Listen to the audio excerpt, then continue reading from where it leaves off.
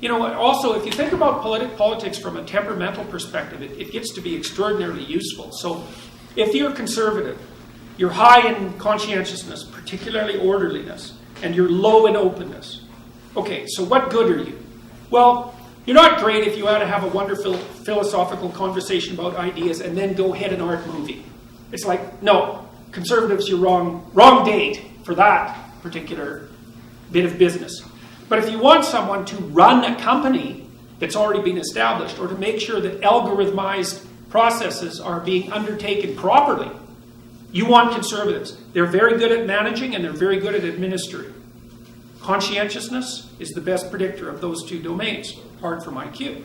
Okay, so fine. What do you need the damn liberals for? Well, you don't want them running anything, but you want them thinking up new things. Because the entrepreneurs and artists are high in openness and low in conscientiousness, especially orderliness. And they have to be, because if you're starting something new, you don't want to have everything in the neat little boxes. You have to break rules. You have to take things apart. And so the liberals need the conservatives to run enterprises, and the conservatives need the liberals to start them. And it makes sense from a temperamental perspective if you think about it too, because there's 5 basic personality dimensions. They're all normally distributed. And what that implies is that there's a niche for every personality type in proportion to the frequency of the occurrence within that normal distribution. There's some places for really extroverted people. There's more places for people who are moderately extroverted and moderately introverted. But there are places for everyone in that dimensional structure. And there's utility for all of those people. And so that's why you have to keep the dialogue going. It's like if you're hyper-liberal, you have to talk to the damn conservatives, because sometimes they're right. Sometimes you're right. But sometimes they're right. And so if you don't talk, then the system tilts off to the extreme that's represented by that temperament. And so what you'd have is a bunch of liberals talking about new things while the buildings were falling down around them. So we need each other. And part of what's happened in the West is we figured that out a long time ago. And we figured out, oh, well, yeah, I've got to talk to those stupid people who don't think the way you do. Because sometimes, despite the fact that they're annoying and nowhere near as smart as you, they're actually correct. And so here's another way of thinking about it. Imagine the environment does this, like a snake. It's always moving, right? You don't know where the damn thing's going. And you want to be in the middle. It's like 2 cliffs.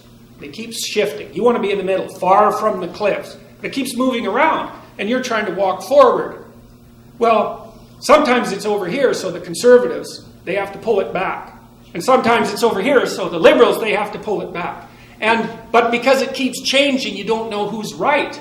And so you have to keep talking. And that's what a democratic society actually allows for. Exchange the opinions, move the damn polity so that we can stay in the middle of the snake, roughly speaking. And so you got to have some respect for people who aren't like you. They're actually not like you.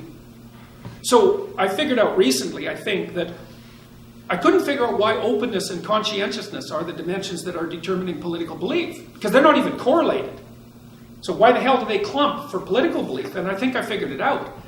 I think it's because of borders. I think the fundamental political issue is how open versus closed borders should be. And I don't just mean borders between states.